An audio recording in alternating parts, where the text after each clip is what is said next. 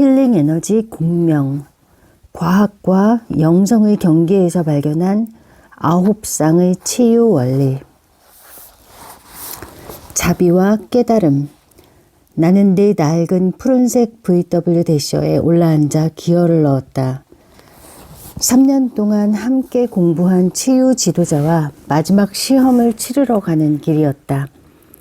이번 시험을 통과하면 공식적으로 그의 인정을 받음과 동시에 대단한 성취감도 맛볼 수 있을 터였다. 그 치유 지도자는 10년 동안 야심찬 치유자를 여럿 지도했지만 그중 단 4명만 시험에 통과시켰다. 나는 생각과 걱정, 불안에 사로잡힌 나머지 시험이 어떻게 진행될지, 내가 무엇을 알고 있어야 하고 행해야 할지를 전혀 알 수 없었다. 다만 시험이 실제와 같이 치러질 것이며 아직은 알려지지 않은 미지의 주제가 주어지면 곧장 제대로 된 치유 과정을 증명해 보여야 할 것이라는 정도만 알고 있을 따름이었다. 생각에 사로잡혀 있다 보니 어느새 걱정이 내 마음을 파고들었다. 도대체 난 뭘 해야 하는 걸까? 시험장에는 누가 참석할까? 과연 난 준비가 된 것일까? 내가 하려는 일이 뭔지 나는 알고 있기나 한 걸까? 과거 동물학과 생물물리학 대학원 과정을 밟던 시절 나는 수많은 필기시험과 집단 프레젠테이션을 거치며 거듭 평가를 받았고 그 와중에 박사 논문까지 준비해 제출했다. 또한 당시에는 그 모든 과정을 훌륭히 통과했을 뿐 아니라 시험에 임할 때마다 어떤 내용이 출제될지 어느 정도 내용을 미리 파악하고 있었다. 하지만 이번 시험은 파악하기가 훨씬 더 어려웠다. 교재나 매뉴얼을 보며 따로 공부하고 준비할 수도 없었으니 말이다. 스승의 사무실을 몇 블록 앞에 두고 노란색 신호등에 맞춰 속도를 늦추던 나는 이어 신호등이 빨간색으로 변하자 차를 세웠다. 그 순간 차량 정비소의 정비공들이나 사용할 법한 크리퍼에 올라탄 한 남자가 난데없이 나타나더니 건널목으로 미끄러져 들어왔다.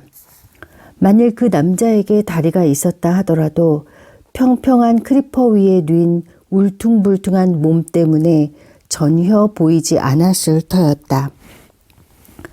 그는 더러운 장갑을 낀 주먹으로 있는 힘껏 크리퍼를 밀어가며 건널목을 건넜다. 잔뜩 찡그린 그의 표정으로 미루어 짐작컨대 매번 주먹 쥔 손으로 크리퍼를 밀 때마다 엄청나게 애를 쓰는 것이 분명했다. 그렇게 그 사람을 보고 있노라니 조금 전까지 품었던 걱정거리들이 어느새 전부 날아가 버렸다.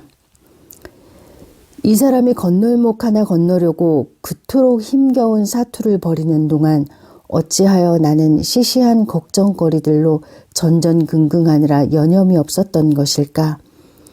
그 순간 나는 바로 조금 전 내 문제로 추조해 했던 것만큼이나 그 사람이 처한 상황이 마음에 와닿아 진심으로 연민을 느꼈다. 그때부터는 걱정이 사라졌을 뿐 아니라 내 마음도 수정처럼 맑아졌다. 그와 동시에 치유 과정에서 가장 기본이 되는 것은 지성이 아니라 연민이라는 사실도 깨달았다. 연민에 중점을 두고 수행을 거듭하다 보면 그런 마음가짐과 관련된 기량도 차츰 개발될 터였다. 이렇듯 새로운 깨달음을 얻고 잠시나마 염려하는 마음이 누그러졌지만 곧 치르게 될 마지막 시험이 내 인생에서 가장 특별한 경험 중 하나가 될 것이라는 점은 부정할 수 없는 사실이었다.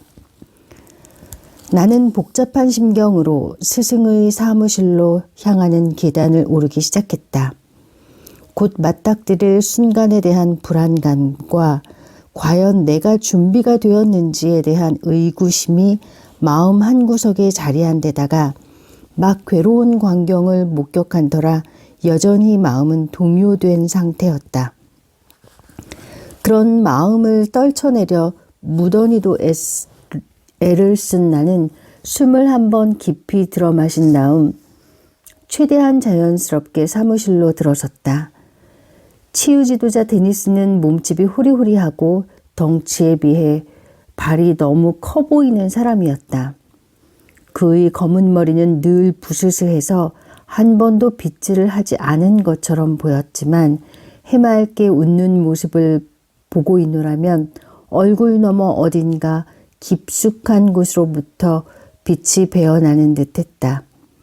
수업이나 개인 상담을 진행할 때마다 데니스는 늘 똑같은 검은색 바지 차림이었다. 늘 입어서 이제는 유니폼처럼 되어버린 쿠르타는 소매가 길고 허벅지 중간 정도까지 내려오는 기장이었는데 올이 굵은 삼배처럼 거칠게 짠 데다 온통 탁한 갈색이었다. 쿠르타 윗부분이 갈색 비대칭 칼라는 목 옆쪽에서 단추를 잠그게 되어 있었다. 한마디로 그와 마주친 사람이라면 누구든 그를 꽤 별난 인물이라고 여길 법했다. 반면 그에게는 어릴 적부터 치유의 재능을 타고났다는 또 다른 면모가 있었다. 온갖 특이한 성향을 지녔음에도 그는 분명 놀랄 만큼 뛰어난 치유자였다. 함께 치유실로 들어서면서 그가 내게 말을 건넸다. 이제부터 나는 자네의 치유 대상으로서 치유대에 누워 깊은 의식 전환 상태에 빠진 채 병을 앓게 될 거야. 그 순간에는 의식도 없을 테니 자네가 신속히 적절한 조치를 취하지 않으면 사망할 수도 있어. 그쯤 되자 나는 완전히 겁에 질렸다. 두려움을 가라앉히거나 그와 좀 더 이야기를 나눌 겨를 따위는 없었다. 말을 마친 그는 순식간에 치유대로 올라가 들어눕더니 몸을 떨고 비틀기 시작했다. 영락없이 심한 발작이 일어난 것처럼 보였다. 나는 당장에 옆 사무실로 뛰어가 119로 전화하고 싶은 충동에 사로잡혔다.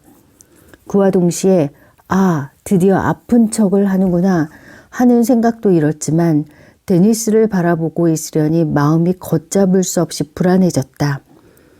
단순히 학생을 앞에 두고 연기에 몰입한 사람처럼 보이지 않았기 때문이다. 정말이지 그는 거의 죽어가는 듯했다. 나는 영적 안내가 제시되길 기도하며 어떠한 공식에도 의존하지 않는 채 치유를 시도했다. 사실 그러한 상황에 맞는 공식이란 애초부터 없었다.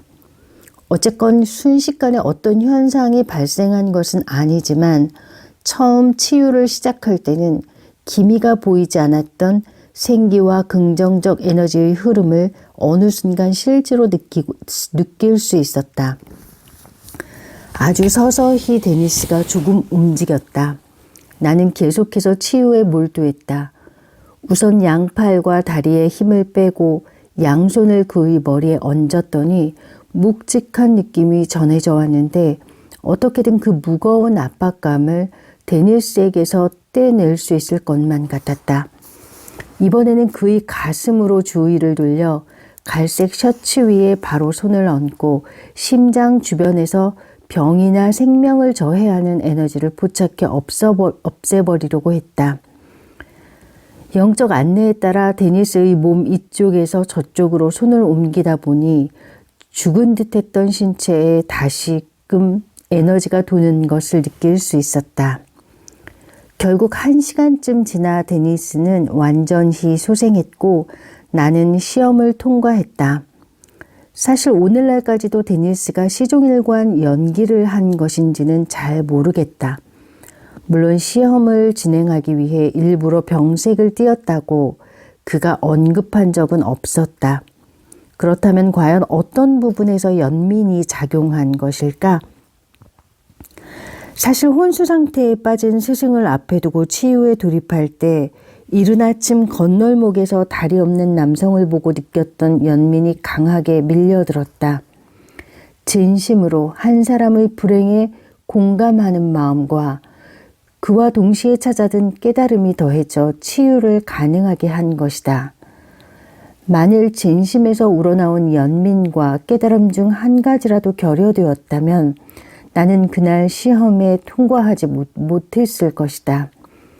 연민과 깨달음의 결합이야말로 치유는 물론 우리가 마주하는 수많은 상황을 해결하는데 반드시 필요한 요소라는 사실을 터득한 순간이었다. 연민의 감정을 알아차리는 순간 믿을 수 있고 효과적인 영적 안내의 길이 열리는 것이다. 그렇지 못할 경우 우리는 자신의 책략에 사로잡힌 나머지 되게 좋은 결실이나 치유를 경험하기 어렵다. 연민은 친절한 마음을 담은 시선 그 이상이다. 알고 보면 연민은 우리 뇌를 형성하는 마음의 자질이기도 하다. 한 연구 결과에 따르면 특정 세포들은 연민의 감정에 중점을 두고 명상에 잠길 때 반응한다. 이렇게 반응하는 세포들은 인지 과정에서 중요하게 작용하여 뇌신경세포를 증가시킨다. 단순한 노화 방지 차원에서도 이는 희소식일 것이다. 아마 그 외 다른 세포들 역시 유사한 명상 수행에 반응할 것이나 현재로서는 이를 뒷받침하거나 반박할 만한 연구 결과가 없는 실정이다. 한편 아직 입증된 것은 아니지만 나 자신이나 다른 치유자들의 사례 연구 결과 우리 몸 전체에 퍼져 있는 세포들이 연민의 감정과 명상에 반응한다는 흥미롭고 개연성 높은 증거가 도출된 바 있다. 깨달음은 정신적, 육체적 측면에 두루 걸쳐 나타나 삶을 윤택하게 한다. 정신적 깨달음을 얻으면 감각으로 받아들이는 다양한 정보를 정리하고 통합할 수 있다. 반면에 깨달음을 얻지 못하면 지각이 혼란스러워지고 추정을 할 때 오류가 유발되면서 실책을 낳을 수밖에 없는데 이는 연민을 느끼고 건강한 삶을 영위하는 데 장애 요소로 작용한다. 그런데도 우리는 좀 더 심오하고 진실한 깨달음을 추구하기보다는 자기만의 관념에 안주하려는 성향을 보인다. 그러한 성향에서 탈피하여 연민이 찾아들도록 마음을 열면 선물처럼 깨달음이 주어진다. 나 자신과 더불어 다른 사람들을 깊이 이해할 때 연민의 감정은 마음속에 자연스럽게 번진다. 자비심과 죄책감 사이에서 자비와 내면에 잠재된 여러 가지 감정들은 어떻게 구분되는 것일까? 아마도 우리는 마사의 이야기에서 자비와 다른 감정의 구분에 대한 측면을 엿볼 수 있을 것이다. 마사의 남편 조지는 심장마비로 사망했다. 조지와 마사는 56세가 될 때까지 함께하며 아이들을 길러내고 푸른 잔디밭이 딸린 전형적인 방갈로식 주택에서 생활해 왔다. 조지는 늘 배관에 이상이 없도록 점검하고 계단에 설치된 안전틀의 걸쇠가 잘 내려져 있는지 확인해 막 걷기 시작한 아이들이 굴러 떨어지지 않도록 예방했다. 만일 벽에도 귀가 있었다면 아이들의 즐거운 웃음소리와 행복한 휴일, 서로를 향한 다정한 마음을 충분히 들었을 것이다. 그리고 무엇보다도 매일같이 계속된 마사의 정성스러운 기도가 이 가족이 행복하게 지낼 수 있는 밑거름이 되었다. 성모 마리아여 은총과 축복을 내리소서. 그렇게 그녀는 묵주의 의지에 늘 기도를 올렸다. 아이들이 기저귀를 차는 시기를 지나 귓병을 치르고 도시락을 싸 학교에 다니면서 사춘기를 거치는 동안에도 그녀는 줄곧 성당에서 라틴어로 진행되는 미사에 참석하며 마음을 다스렸다. 마침내 아이들이 장성하여 각자 가정을 이루어 독립하고 나자 집안은 아주 조용해졌다. 위층 침실로 올라가는 도중에도 새삼스럽게 네 번째 계단이 삐걱대는 소리가 들렸다. 이런 소리는 요즘 들어 나기 시작한 것일까? 아마도 식구들로 집안이 북적이었을 때는 계단에서 소리가 났더라도 듣지 못했을 터였다. 그러다 조지마저 세상을 뜨고 나니 이전까지는 그저 조용하게만 여겨졌던 집안에 기분 나쁜 적막감이 감도는 듯했다. 남편은 왜 그렇게 일찍 떠나야 했을까? 조지의 신앙이 부족했던 탓일까? 딸아이 안젤라가 태어나고부터 조지는 미사에 거의 참석하지 않았다. 그리고 넷째가 태어난 후에는 가지치기나 자전거 고치기, 막힌 변기 뚫기 등 늘 뭔가 할 일이 생겼다. 어쨌건 마사는 남편의 갑작스러운 죽음으로 받은 충격이 어느 정도 가시고 나자 슬슬 그의 영혼이 걱정되기 시작했다. 그녀가 보기에 조지는 아무래도 충분히 선한 삶을 살지 못한 것만 같았다. 마사는 남편을 사랑했기에 조지가 천국에 들어가지 못한 채 어둠의 세계에서 헤매는 모습을 떠올릴 때면 견딜 수가 없었다. 정녕 그는 어둠 속에서 헤매도록 저주받은 것일까? 마사는 단순한 애도를 넘어 새로운 두려움에 사로잡히고부터 잠자리에 들 때나 계단을 오르내릴 때도 늘 슬퍼했다. 그렇게 슬픈 생각은 그녀를 잠식해 갔다. 그러던 어느 날 마사는 마침내 자신이 무엇을 해야 할지 알 것 같다고 여겼다. 바로 고통을 구하는 것이었다. 그래서 그녀는 병을 얻게 해달라고 기도했다. 조지의 영혼을 구하는 데 도움이 되고자 스스로 고통을 감내하겠다고 마음먹은 것이다. 마사는 종교적으로 태만했던 남편의 과오를 떠안아 자신이 고통받음으로써 그의 영혼의 평화와 신의 에너지가 깃들길 바랐다. 또 한편으로는 과거 자신과 아이들이 미사를 보러 갈 때 고집을 피워서라도 조지를 동행시켰어야 했다는 죄책감에 시달렸다. 일단 고통을 구하자 순식간에 아픔과 통증이 찾아들었는데 제일 힘든 건 위산 역류 증세였다. 그렇게 마사는 6년 동안 줄곧 고통 속에서 생활했다. 그녀는 매일 멍하니 묵주를 돌려가며 기도를 멈추지 않았다. 하지만 그녀의 중얼거림 속에 더 이상 의미는 없었고 육체적으로 고통이 엄습할 때마다 일정한 톤과 억양이 되풀이될 따름이었다. 한창 고통스러운 나날을 보냈던 마사는 어느 날 우연히 라디오 프로그램을 통해 내 인터뷰를 접한 후 직접 전화로 연락을 취해와 상담 약속을 잡았다. 하지만 나는 수행 일정이 바빴던 관계로 2개월이 흐르고 나서야 우리는 상담을 진행할 수 있었다. 나는 전화를 통해 처음으로 그녀의 상실과 고통에 대한 내력을 듣게 되었다. 당시 마사의 음성에는 단순한 결의 이상의 무언가 실려 있었다. 이 정도면 이제 충분하다고요. 조지의 영혼을 위해 대신 고통받게 해달라고 기도하긴 했지만 6년이면 정말이지 충분하잖아요.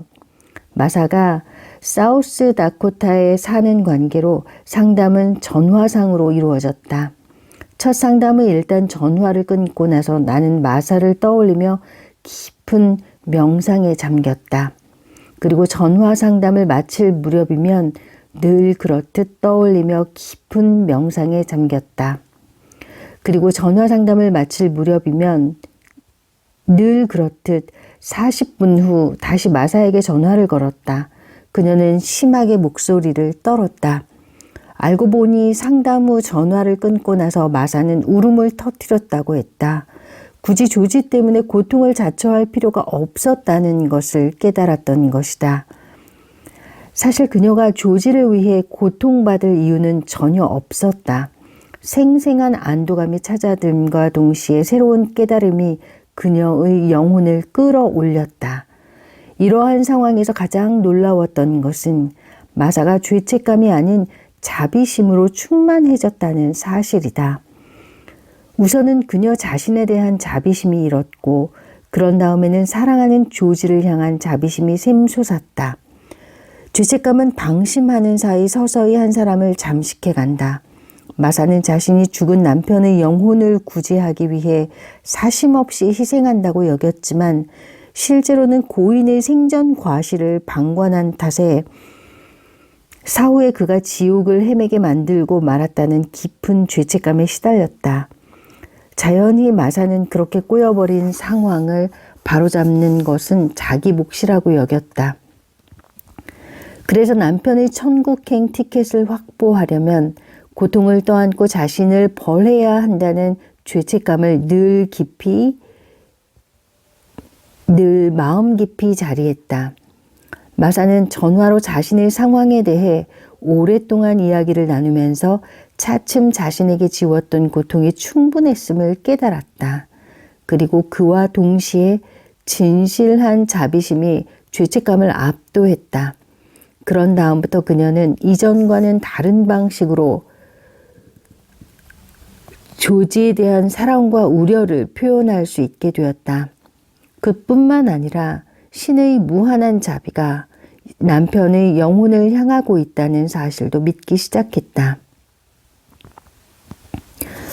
실제로 고통을 내려달라고 기도하면 과연 신이나 우주가 고통을 부여해 주는 것일까?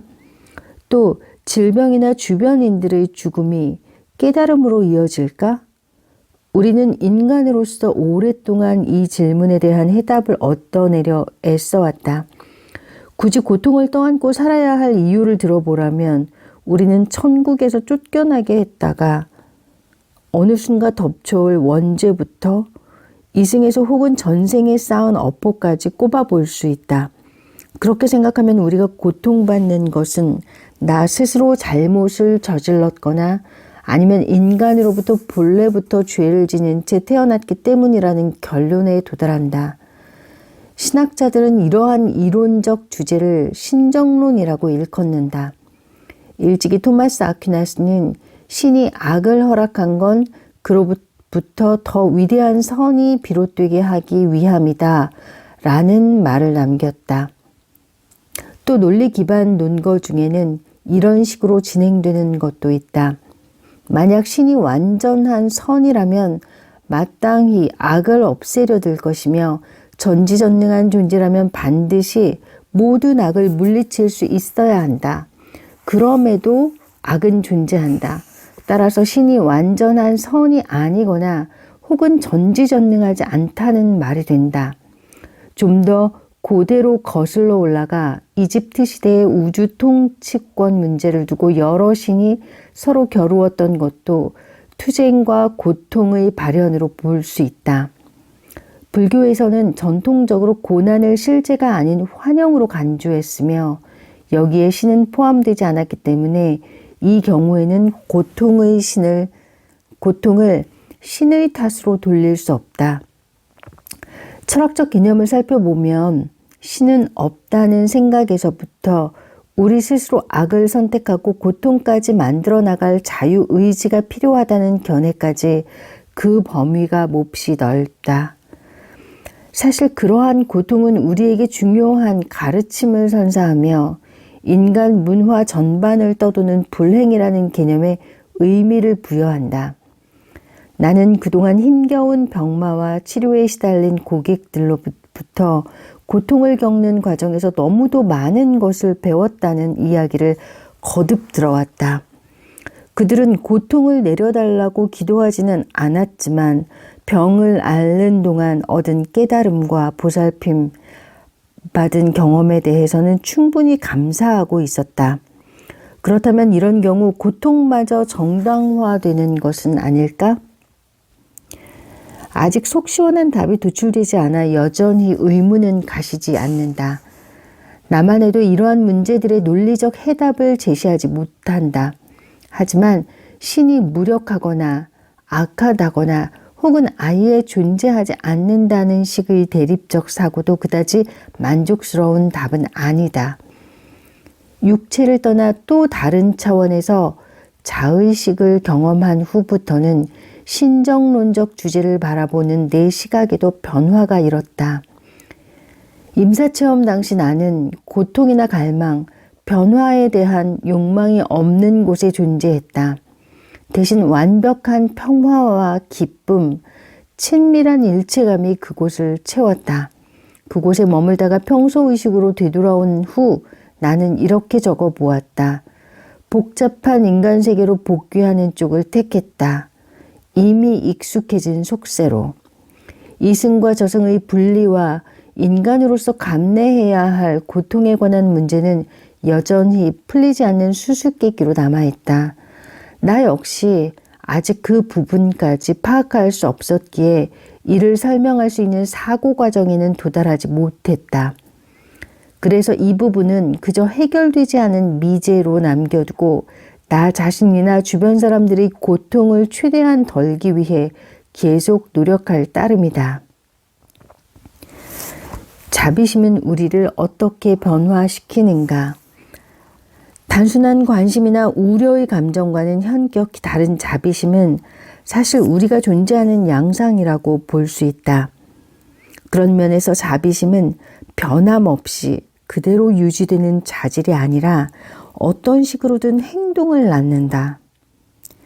최근 발표된 흥미로운 연구 결과에 따르면 일반적인 인간의 뇌는 기능적으로나 구조적으로 타인의 고통을 감지하도록 구성되어 있다고 한다.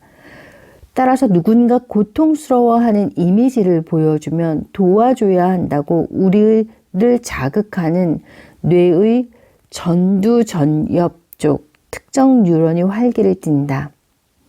이때 돕고자 하는 마음을 증폭시키려면 우선 깨달음이라는 본질적 요소가 동반되어야 한다. 그러한 맥락에서 자비는 그저 일반화된 현상이 아니라 상황별로 우리의 정신과 마음이 가장 맑을 때 발현되는 행위다. 동정심이 종종 우울과 장기적 슬픔을 유발하는 경우와 달리 자비는 도와주는 행위를 통해 표현된다. 자비심은 언어나 표정, 몸짓, 침묵으로도 표현할 수 있다. 입원한 친구나 친지를 방문했을 때 어떻게든 화제거리를 만들어내야만 할 것 같은 기분을 느껴보았을 것이다. 그럴 때 우리는 지난밤 시청한 야구 경기나 즐겨보는 TV쇼에 대해 이야기하는가 하면 환자가 당면한 상황의 긍정적 측면을 애써 장황히 늘어놓기도 한다. 다 괜찮을 거예요. 며칠만 더 지나면 아주 좋아질 테니까요. 하지만 누워있는 환자의 얼굴에 서린 지치고 피곤한 기색은 모든 것을 말해준다. 우리가 애써 건넨 농담은 성가신데다 진심도 담겨있지 않았던 것이다. 사실 이런 경우에는 상대의 사정을 잘 살펴 요란하지 않더라도 마음을 담아 환자의 어깨나 손등을 가만히 토닥이는 정도로 자비심을 드러내면 좋을 법하다. 따지고 보면 병문안을 가서 떠들어대는 것은 어색한 병원 분위기나 아끼는 이의 아픈 모습 때문에 방문자 자신이 불편하다고 느껴서이거나 아니면 그저 적절한 말이 떠오르지 않아서이기 때문이다. 어쩌면 그런 상황에서 적절한 화제거리란 애초부터 존재하지 않는 것인지도 모른다. 침묵 속에서도 편안히 교감하며 위안이 되려면 진실한 자비심을 표현함으로써 병자에게 안식을 선사할 수 있어야 한다. 이따금 오해 때문에 우리의 자비심이 시험에 맞닥뜨리는 상황도 발생한다. 발리를 처음 방문해 지로타파칸과 함께 지내며 수행하던 시절 한 번은 의도치 않게 혼란에 휩싸인 적이 있었다. 친절한 지로타파칸이 초대해준 덕분에 나는 당시 그녀의 부족 마을에서 손님 대접을 받으며 지냈다. 나는 평소 식사 후 머무르는 곳이 현관까지 걸어오는 것 말고는 거의 활동이 없었는데 그곳에서 지낸 지 나흘째 되던 날 문득 운동이 더 필요하다고 생각했다. 그도 그럴 것이 발리에 오기 전에는 기르던 개와 함께 매일같이 3km가량을 걷던 습관이 몸에 배어 있었기 때문이다. 방글리 변두리가 특별한 일 없이 잠잠했던 그날 나는 부족 마을에서 나와 눈부신 초록빛으로 물든 눈을 바라보며 인적 없는 길을 따라 걸었다. 차량이나 사람은 전혀 보이지 않았고 수확후 범람한 논에 떠다니는 오리들 말고는 다니는 가축도 없었다. 어쨌건 그 오리들은 재미난 눈요깃거리였다. 추수 때 사용한 커다란 나무 바구니에서 새 나온 곡식 나달을 주워 먹으려고 오리들이 몸을 들어 올렸다 내렸다 했기 때문이다. 비록 그렇게 곡식을 먹어치우긴 했지만 한편으로 오리들은 눈을 기름지게 만들기도 했다. 하지만 눈에서 충분히 먹고 살이 오른 오리들은 결국 농부의 저녁상에 오르게 될 터였다. 그날은 따뜻했고 산들바람이 불었다. 홀로 보내는 시간이 꿀맛 같았고 운동도 절실히 필요했다.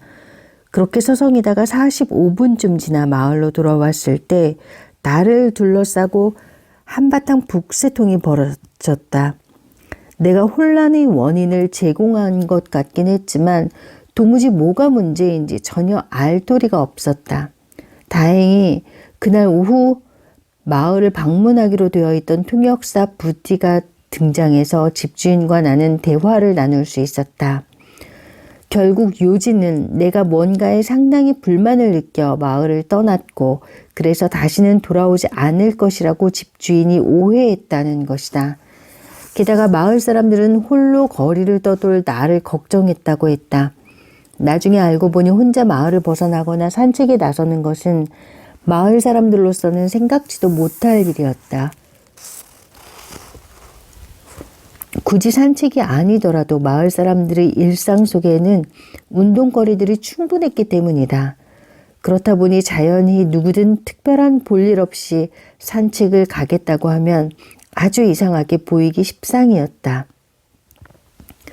어쨌건 일단 그들이 친절과 호의를 아주 흐뭇하고 감사히 받아들인다는 내 뜻을 전달하고 서양 사람들의 습관을 이해시키고 나니 문제될 것이 없었다. 이후 그 집 식구들과 나흘을 보내는 동안 내가 식탁이나 벤치에서 일어서거나 방 밖으로 나올 때면 사람들은 미소를 지으며 이렇게 물어왔다. 잘란잘란? 잘란이라는 말은 길거리를 뜻했다. 또 그 말을 2번 되풀이하는 건 산책가고 싶어요? 라는 의미였다. 누구든 내게 그렇게 묻는 사람은 기꺼이 나와 함께 길거리로 산책갈 준비가 되어 있었다. 그 집 식구들은 내게 늘 자비로웠으며 서로의 문화적 차이를 파악하고 난 다음부터는 서로 이해하는 평화로운 분위기가 다시 찾아들었다. 대개 어떤 대상에 대한 깨달음을 얻으면 당면한 상황에서 한 발짝 물러나 여유를 찾고 합당한 방향으로 일을 진행할 수 있게 된다. 이 경우 비난도 용서도 아닌 진정한 자비심만이 우리 안에 넘쳐날 따름이었다. 한편 집단적으로 깨달음과 자비를 체험하게 되면 그 반향은 수많은 사람의 인생에 스며든다. 버시자 종료인 잭 엘리아스는 최근 자신이 진행하는 최면요법 교실에서 있었던 일을 다음과 같이 들려주었다. 얼마 전 최면요법 과정을 수강하는 학생 중 한 명이 자주 수업에 늦는다. 다른 학생들에게 몹시 화가 난 적이 있었지. 어느 순간 더 이상 못 참겠다고 판단한 그녀는 자신의 불만을 드러냈고 옳고 그름은 물론 무례함과 예의 바름, 배려와 경솔함 등의 개념을 들어가며 자기 입장을 내세웠어. 나머지 학생들은 사소한 일로 큰 소란을 벌이는 그녀에게 질리고 말았지. 그 강좌가 체험 수업이었던 만큼 나는 그녀에게 내면에 쌓인 화에 정신을 집중하고 그걸 자세히 들여다보도록 지도했어. 화를 내는 게 단순히 다른 학생들의 무례한 태도 때문에 기분이 상해서 그런 건지 아니면 그보다 훨씬 깊은 연유가 있는 건지 알아봐야 하니까 말이야. 조금 도와줬더니 그녀는 이내 예전 기억을 끄집어냈어. 바로 2차 세계대전 당시 독일에서 보낸 소녀 시절에 관한 기억이었지. 한 번은 그녀가 조부모 댁을 방문했다가 집으로 돌아가는 길에 기차를 놓쳤다고 해. 평소보다 훨씬 늦게 집에 도착했을 때는 연합군의 폭격에 집이 내려앉고 부모님마저 돌아가신 뒤였어. 제 시간에 기차에 올랐어야 했는데 말이지. 그랬더라면 잠깐이라도 부모님의 마지막 순간을 함께 할 수 있었을지도 몰라. 이야기를 털어놓으면서 그녀는 울음을 터뜨렸어. 그녀의 사연을 듣고 나서 슬퍼하던 그녀를 지켜보던 학생들은 그동안 그녀를 향해 키웠던 짜증과 미움을 모두 털어버렸지. 그녀 역시 자신이 화가 난 진짜 이유를 알아냈기 때문에 시간을 꼭 지켜야 한다는 강박증에서 벗어날 수 있었어. 진심으로 자신을 되짚어 본 결과 제대로 된 해답을 얻어낸 셈이지. 이제 반 학생들은 제 시간에 수업에 참여하는 문제를 변화된 태도로 받아들이기 시작했어. 수업 시간의 준수는 더 이상 누군가 강요하고 또 누군가 이기적으로 무시하거나 반발심이 들어 어기는 규칙이 아니었던 거야. 또 학생들끼리도 제 시간에 도착한 학생과 그렇지 못한 학생들을 구분해서 옳고 그르다든지 좋고 나쁘다고 간주하는 일이 없어졌어. 시간을 지키고자 하는 노력하는 일은 더 이상 논쟁거리가 아니라 자비심을 바탕으로 서로에게 보탬이 될 기회를 만들어가는 과정이 된 거야. 그런데 집단 내 각 개인은 그동안 굳혀온 자신만의 시간 홈수 습관에 길들어 있기 때문에 한 사람 한 사람에게 일어난 변화는 저마다 조금씩 다른 양상을 보였다. 물론 한 집단의 의식 변화로 공동체 구성원들이 좀 더 긍정적이면서도 호의적으로 더불어 살아가게 되었다는 점은 충분히 고무적이다.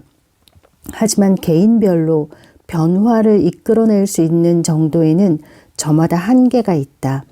어떤 경우에는 의식적 선택보다는 생물학적 측면이 더 강하게 작용한다. 그 대표적인 예가 바로 정신병 진단을 받은 사람들이다. 정신병자의 뇌 속 신경 구조는 평범한 사람들과 좀 다르다. 즉 이들의 뇌는 많은 부분이 발달되지 않은 상태로 남아있다. 자연히 그 부분에 자리한 뉴런이 정상적으로 발달하지 못한 탓에 대다수 사람처럼 다른 이들의 상황에 공감할 수도 없다. 이 같은 뇌의 구조적 차이 때문에 통상적 심리요법은 정신병 환자의 행동을 바꾸는데 크게 효과적이지 못한 경향이 있다. 사실 정신병 환자들이 좀체 변화를 위한 선택을 감행하지 않는 탓도 있긴 하다.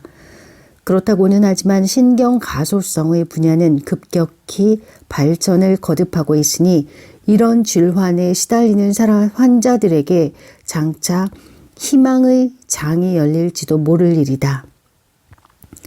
깨달았다는 것은 어떻게 알 수 있을까? 내 저서 셀 레벨 힐링의 독자 중에 장애 요소의 구분과 해결에 몰두한 사람이 있었다.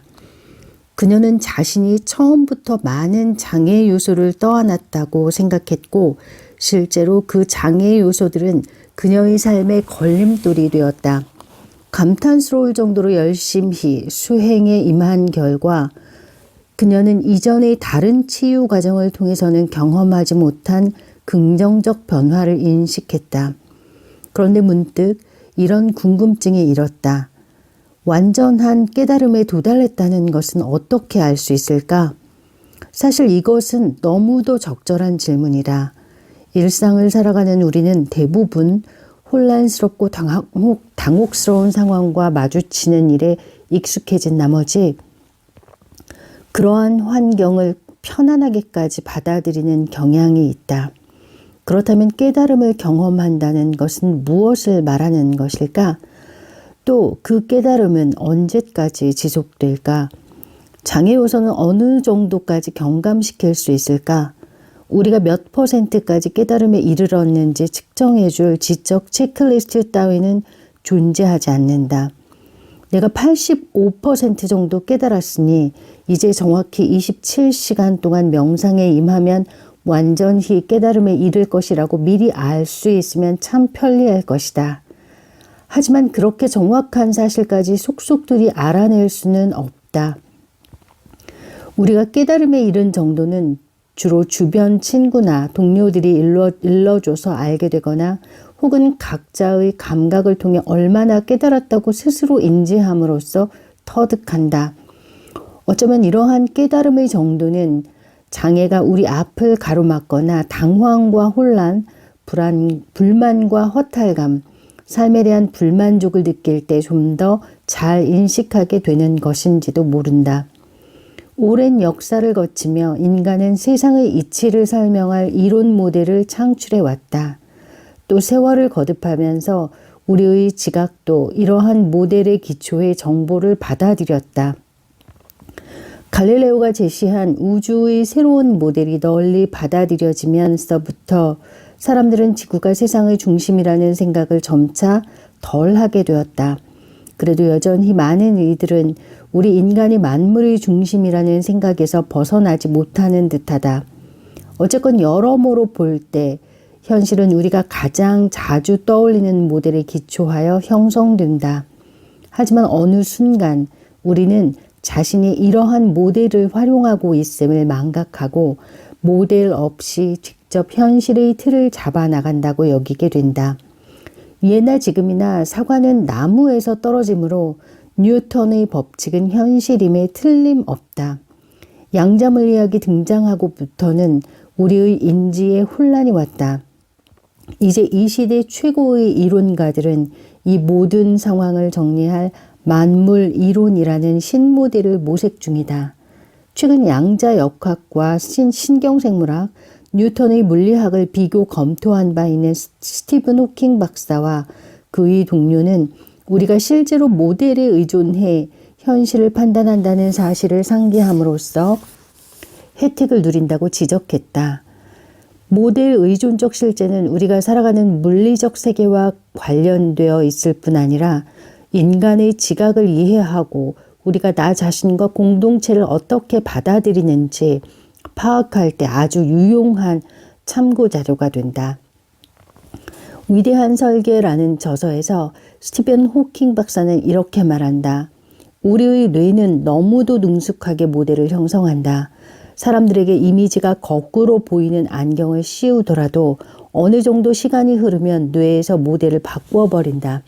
따라서 사람들은 다시 똑바로 선 이미지를 보게 된다. 그는 또 현실의 범위에 전적으로 들어맞는 한 가지 이론이란 존재하지 않을 수도 있다고 암시한 바 있다. 여러 가지 이론을 현실에 적용하여 수월하게 반영할 수 있으며 이것이 곧 우주의 이치라고도 볼 수 있다는 것이다. 하나로 통합된 이론만 고집한다면 여러 사람의 다양한 현실에 부합할 수 없다. 따라서 현실을 만들어 나가는 데 있어 인지자와 관찰자로서 역할을 잘 파악하고 이를 소중히 여기는 동시에 다차원적 우주의 다양한 측면을 반영한 여러 모델을 수용한다면 참으로 바람직한 일이라 할 수 있다. 더불어 하나의 모델을 현실 그 자체로 받아들이고자 할 때는 신중을 기해야 한다. 언어가 사물이 아니라 그 사물을 지칭하는 상징이듯 모델 역시 어느 정도 선까지만 유용할 따름이다. 그러므로 뉴턴의 모델을 나노스피어에 적용하거나 양자 모델을 교량을 구축할 때 활용하기란 불가능하다. 깨달음에 이른 순간을 어떻게 구분하느냐는 질문에도 이러한 원리를 적용해 볼 수 있다. 어쩌면 우리는 결코 그 순간을 완벽히 알아차릴 수 없을지도 모른다. 하지만 100% 깨달음에 도달하는 일을 기준으로 삼고 성취하는 데 목표가 있는 것은 아닐 터이다.